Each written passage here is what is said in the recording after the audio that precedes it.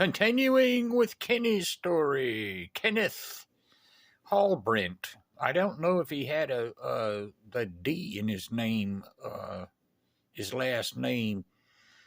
There was more to this story. We got cut off because of my clutter. I can't get motivated to go back and figure out what videos to cut out. I was working on a film. It was kind of interesting. I wanted to save some shots, and I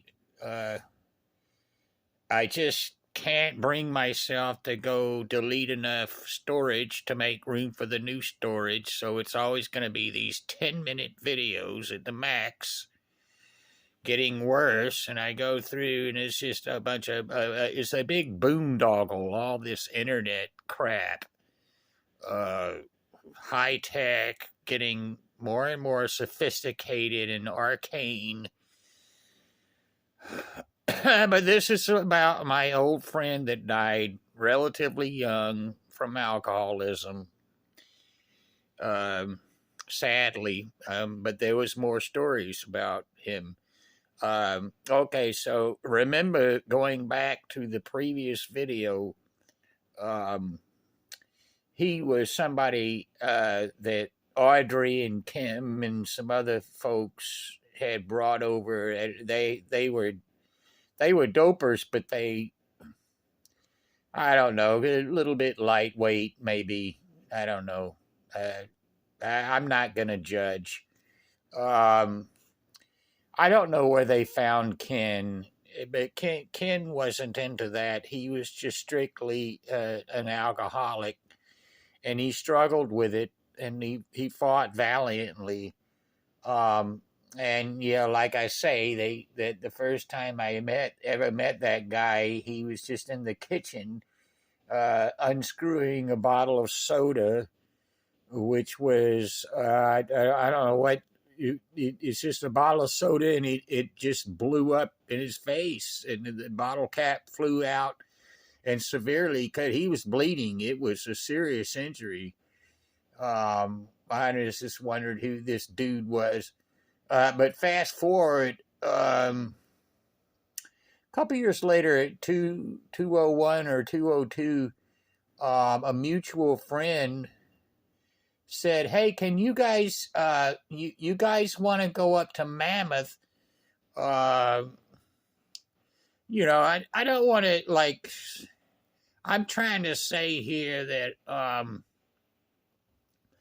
we need to keep the story out of one place and into another. This is all about only, excuse me, in any town, USA. This could be anywhere. So it's saying, talking about our mutual friend called me and my brother up and asked if this dude was extremely rich, and it said that they were giving up the condo. The parents had gotten too old. Nobody going up there to enjoy it anymore. They were going to go up there one last time, and he said we could stay there, and we could go trout fishing and night clubbing in the little town. And sounded like a fun adventure. So I said, yeah. Well, he said, well, can you take us in your Toyota van? And I said, yeah. Why not? And he said, now, I have a friend that's going along with us. Can you guys go pick him up? He's just right. He's in your neck of the woods, and yeah, just go pick him up, and then we'll stop and get supplies, and we'll be on our way. And so, simple as that. And so he told me where I'm going to go pick up Kenny. And so we went over to pick him up, And see, so the dude was so strung out on booze, he had any money, and he had shacked up with a lady, and he was just pathetic. Uh, he had like cans of food. He'd bummed off of the food pantry, like, green beans and such, and just not really worth diddly shit as far as I'm concerned, just filler food.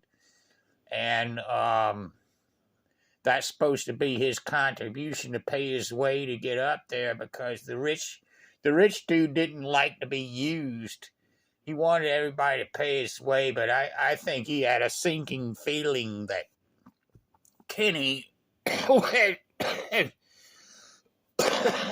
was, gonna be slack, but he was an important component to the trip. So the four of us headed out, and the rich dude was total asshole, just like wasting everybody's time, saying we gotta do this and gotta do that, trying to run the show. Yet I was the driver with the vehicle, so I'm saying no, you don't run the whole show. We need to get where we're going and get it over with and go on our adventure.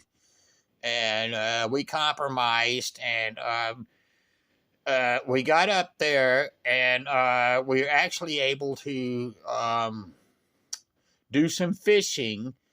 And this was before the drought, and so it was happening, and there was some hope. I think we had caught one fish. And then there was a battle over trying to get another one hooked. And I just remember getting frustrated and yelling at Ken, hey, man, you ain't doing nothing, because he's sitting there, he's drinking his beer, and he's not really contributing to the effort to catch the fish. And he pulled out a knife and threatened me. He threatened my life. Saying he's gonna stab me, and I'm just going, whoa, wow, man, but he settled down, and then I don't think we were very successful that first day. It's because of the guy that arranged the whole trip. But we did have some success the second day, I think. But I'm just saying, the dude was so messed up, he realized that he was